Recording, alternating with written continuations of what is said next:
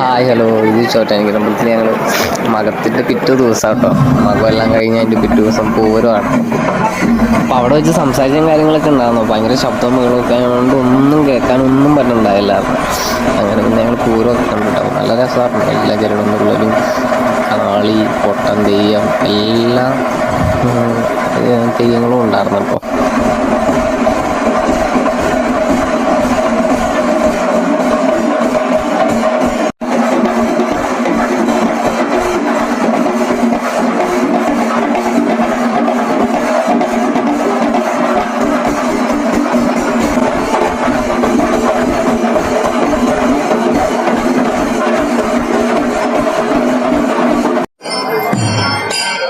ഇത് പൂരം എല്ലാം കഴിഞ്ഞ് ഇത് വിട പറയലാട്ടോ. വിട പറയലൊക്കെ കണ്ടിട്ടല്ലോ ഞങ്ങൾ വന്നത് വീട്ടിലേക്ക് വന്നത്.